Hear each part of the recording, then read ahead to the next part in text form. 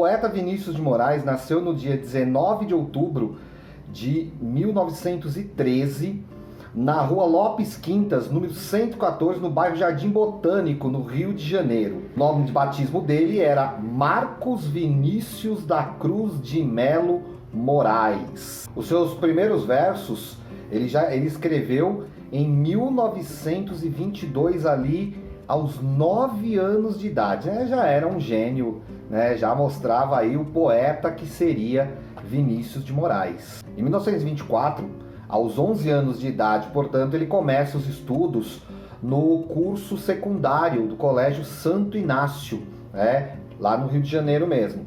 Tá? E esse colégio, um colégio religioso, vai acabar contribuindo bastante na formação de Vinícius de Moraes aí, na primeira fase dele, como ele mostra na sua antologia poética, em que ele mesmo fala. Poderia este livro ser dividido em duas partes, correspondentes a dois períodos distintos da poesia do autor. A primeira, transcendental, frequentemente mística, resultante de sua fase cristã, termina com o poema Ariana a Mulher, editado em 1936. Então, como o próprio poeta diz, nessa primeira fase, ele compõe uma poesia ainda muito transcendental. Vamos ler um poema de Vinícius que exemplifica essa fase. Quando a madrugada entrou, eu estendi o meu peito nu sobre o teu peito. Estavas trêmula, e o teu rosto pálido e tuas mãos frias, e a angústia do regresso morava já nos teus olhos. Tive piedade do teu destino, que era morrer no meu destino. Quis afastar por um segundo de ti o fardo da carne. Quis beijar-te num vago carinho agradecido, mas quando meus lábios tocaram teus lábios, eu compreendi que a morte já estava no teu corpo e que era preciso fugir para não perder o único instante em que foste realmente a ausência de sofrimento, em que realmente foste a serenidade. Então aqui ele fala da figura da mulher morta, né? Ele está falando, na verdade, que o amor, quando ele se realiza fisicamente, é como se fosse a morte do amor. O amor, que é algo, é uma essência, é algo espiritual, é algo transcendental, ali no ato do amor físico, do sexo, ele morresse. E por isso que ele vai dizer que ela fica fria. A paixão, que é essa coisa que existe geralmente quando nós ainda estamos naquela fase da idealização do outro, a paixão desaparece ali na realização do ato amoroso. É uma visão platônica, uma visão cristã, sobre o amor, de que a ideia de que o amor, quando ele é físico, ele perde a sua essência espiritual. Bom, e aí nessa segunda fase, já com essa visão do amor como algo concreto e, portanto, algo que não é uma essência, não é eterno, não é imutável, nós temos o marco dessa poesia de Vinícius é o soneto de fidelidade. Em que o conceito de fidelidade não é a ideia de algo que vai durar para sempre. Na verdade, não é fidelidade ao outro, é fidelidade ao amor. E o amor entendido como algo a ser vivido, a ser vivido no momento, não algo que pré-existe e que, portanto, é eterno e imutável. Não, é algo que vai ser vivido em cada vão momento, como ele vai dizer. E mais, o amor não é viver os bons momentos, Não, é viver cada vão momento, Vamos ouvir o soneto de fidelidade, Ele diz assim: de tudo ao meu amor serei atento antes, e com tal zelo e sempre tanto, que mesmo em face do maior encanto, dele se encante mais meu pensamento. E quero vivê-lo em cada vão momento. Em seu louvor hei de espalhar meu canto, e rir meu riso, e derramar meu pranto, ao seu pesar ou seu contentamento. E então, mais tarde, quando me procures, quem sabe a morte, angústia de quem vive, quem sabe a solidão, o fim de quem ama, eu possa me dizer do amor que tive, que não seja imortal, posto que é chama, mas que seja infinito enquanto dure. Então vejam, é isso, Eu vou viver esse amor plenamente, eu vou me entregar totalmente, eu vou viver cada vão momento de riso, momento de choro, né? Eu vou... E por quê? Porque mais tarde, quando tudo isso passar, nós poderemos olhar para esse amor e dizer que não foi imortal, posto que é chama, tanto que se apaga um dia, mas foi infinito enquanto durou. O que quer dizer isso? O que quer dizer ser infinito enquanto dure? É um grande paradoxo, né? O ser infinito enquanto dure significa que eu vou viver sabendo que ele é finito, mas eu vou viver sem pensar nesse fim. Então eu vou viver plenamente, como se ele nunca fosse acabar, até que um dia ele acaba. E outro soneto que eu gosto bastante também é o soneto de separação. Nesse ele já fala abertamente da separação. Mas é interessante porque o soneto de separação não é só sobre a separação de duas pessoas, de um casal, né, do fim de um relacionamento amoroso. Não, é a separação, é qualquer separação, né? Então eu vou ler o poema e depois eu comento um pouquinho. Ele diz assim: de repente, do riso fez-se o pranto, silencioso e branco como a bruma. E das bocas unidas fez-se a espuma, e das mãos espalmadas fez-se o espanto. De repente, da calma fez-se o vento, que dos olhos desfez a última chama. E da paixão fez-se o pressentimento, e do momento imóvel fez-se o drama. De repente, não mais que de repente, fez-se de triste o que se fez amante, e de sozinho o que se fez contente. Fez-se do amigo próximo o distante, fez-se da vida uma aventura errante. De repente, não mais que de repente. Então olha que interessante, né? Ele fala da separação. Quando vem a separação, por mais que a gente tenha se preparado, essa separação dói. E aí é o que ele fala: de repente do riso fez-se o pranto. Silencioso e branco como a bruma.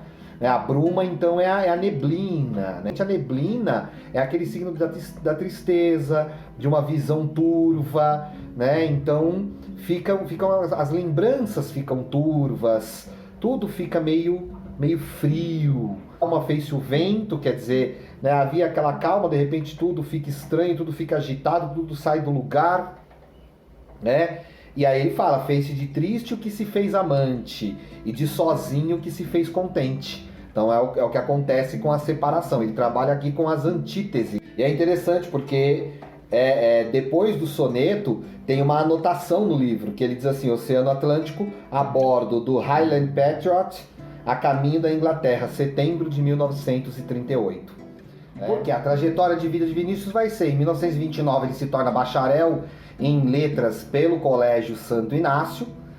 Em 1930, com 17 anos, ele entra para a Faculdade de Direito no Rio de Janeiro, onde ele se forma em 1933. E aí ele publica o seu primeiro livro de poesia, chamado O Caminho para a Distância. Em 1935 ele vai lançar o segundo livro, chamado Forma e Exegese. Em 1936 ele lança um único livro com o poema Ariana, a Mulher, que é o poema que marca essa virada da primeira para a segunda fase dele. Em 1938 ele publica mais um livro chamado Novos Poemas, já mostrando toda a mudança na sua poesia. E aí ele se torna, a partir de 1938, ele se consolida como um dos principais poetas da segunda geração do modernismo brasileiro, que é a chamada geração de 1930. Junto com Carlos Drummond de Andrade, ele vai se tornar um dos principais poetas, Nós podemos dizer que esses são os dois grandes. E aí ele viaja para a Inglaterra em 1938. Ele vai voltar rápido em 1939, quando estoura a Segunda Guerra Mundial. Ele volta para cá. Em 1942 ele tenta ingressar na carreira diplomática. Ele é reprovado a primeira vez, mas ele vai insistir e vai conseguir. E aí em 1946, depois ele vai conseguir, vai entrar, vai ficar um tempo trabalhando em funções burocráticas no Itamaraty e ao mesmo tempo atuando como jornalista. E em 1946 ele assume o seu primeiro posto diplomático como vice-cônsul do Brasil em Los Angeles, nos Estados Unidos. Em 1951 Vinícius volta para o Brasil e aí ele começa a caminhada que vai consolidá-lo futuramente como compositor, como um dos pais, inclusive, da Bossa Nova no Brasil. O ano de 1956 vai marcar, na verdade, dois grandes acontecimentos para Vinícius de Moraes, né? Que é o lançamento da sua peça Orfeu da Conceição, né? E que vai se tornar um filme, né? Depois, o Orfeu Negro. O espetáculo, né, tem música de Lúcio Rangel, com o Tom Jobim já. O Oscar Niemeyer foi responsável pelo cenário, né? E tinha atores como Haroldo Costa, Ciro Monteiro e Abdias do Nascimento, que também participou desse espetáculo, que se tornou um marco. E também em 1956 ele vai publicar o famoso poema O Operário em Construção. Eu vou ler só um trechinho do poema, como eu falei, é um poema muito longo, né? Mas eu vou ler alguns trechos dele para vocês terem o gostinho e depois vocês podem pesquisar aí e ler o poema completo. Ele começa com a citação do Evangelho de Lucas, o capítulo 5, versículos 5 a 8, que é justamente quando Jesus está no deserto e é tentado pelo diabo. Então olha só, ele diz assim: era ele que erguia casas onde antes só havia chão. Como um pássaro sem asas, ele subia com as casas que lhe brotavam da mão. Mas tudo desconhecia de sua grande missão. Não sabia, por exemplo, que a casa de um homem é um templo sem religião. Como tampouco sabia que a casa que ele fazia, sendo a sua liberdade, era a sua escravidão. Então é isso, né? O trabalhador, ao trabalhar, teoricamente consegue a sua liberdade, porque é ali que ele ganha o seu sustento para viver, mas ao mesmo tempo ele se torna escravo desse sistema. Mas ele desconhecia esse fato extraordinário, que o operário faz a coisa e a coisa faz o operário. De forma que certo dia à mesa, ao cortar o pão, o operário foi tomado de uma súbita emoção. Ao constatar assombrado que tudo naquela mesa, garrafa, prato, facão, era ele quem os fazia. Ele, um humilde operário, um operário em construção. Olhou em torno, gamela, banco, enxerga, caldeirão, vidro, parede, janela, casa, cidade, nação. Tudo que existia era ele quem o fazia. Ele, um humilde operário, um operário que sabia exercer a profissão. Ah, homens de pensamento, não sabereis nunca quanto aquele humilde operário soube naquele momento, naquela casa vazia que ele mesmo levantara, um mundo novo nascia de que sequer suspeitava. O operário emocionado olhou sua própria mão, sua rude mão de operário, e olhando bem para ela teve um segundo a impressão de que não havia no mundo coisa que fosse mais bela. Então o operário toma consciência de que tudo é ele que produz. No entanto, não é ele que recebe os benefícios desse sistema. E aí o operário nesse momento toma essa consciência. E aí ele percebe a injustiça dessa sociedade, né? Ele percebe o seguinte: notou que sua marmita era o prato do patrão, que sua cerveja preta era o uísque do patrão, que seu macacão de Zuarte era o terno do patrão, que o casebre onde morava era a mansão do patrão, que seus 2 pés andarilhos eram as rodas do patrão, que a dureza do seu dia era a noite do patrão, que a sua imensa fadiga era a amiga do patrão. Ele começa a perceber que para a manutenção da riqueza dos patrões é fundamental que os trabalhadores continuem na pobreza, né? Que é a lógica do capitalismo, né? Manter as pessoas na pobreza é uma forma de convencer as pessoas que elas precisam aceitar cada vez menos, trabalhar cada vez mais, sob a ilusão de que se ela trabalhar obedientemente, ela vai receber tudo aquilo que ela precisa. Ele decide dizer não a tudo isso. Só que quando ele diz não a tudo isso, alguns homens vão lá e contam para o patrão que ele está se rebelando. E aí, olha o que acontece. Dia seguinte, o operário, ao sair da construção, viu-se súbito cercado dos homens da delação. E sofreu por destinado sua primeira agressão.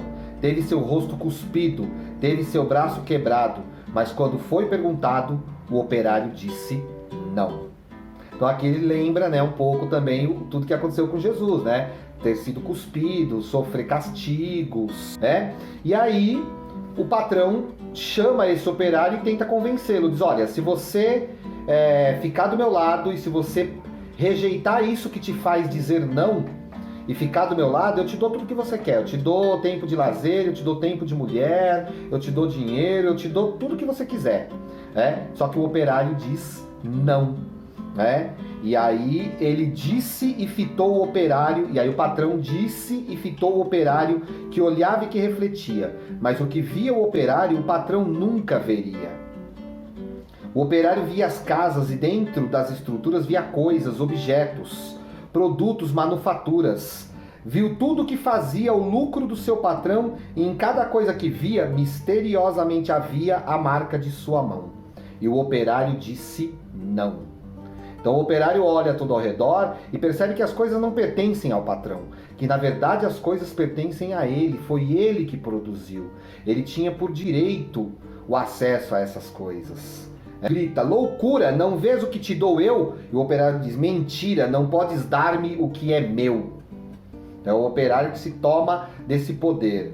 Tá? E aí termina o poema dizendo o seguinte: e um grande silêncio fez-se dentro do seu coração, um silêncio de martírios, um silêncio de prisão, um silêncio povoado de pedidos de perdão, um silêncio apavorado com medo e solidão, um silêncio de torturas e gritos de maldição, um silêncio de fraturas a se arrastarem no chão. E o operário ouviu a voz de todos os seus irmãos que morreram por outros que viverão. Uma esperança sincera cresceu no seu coração, e dentro da tarde mansa agigantou-se a razão de um homem pobre e esquecido, razão porém que fizera, em operário construído, o operário em construção. Então, gente, essa é a poesia de Vinícius de Moraes. Eu te convido a conhecer, eu te convido a ler. Ó, o livro que eu tô lendo é esse aqui, tá?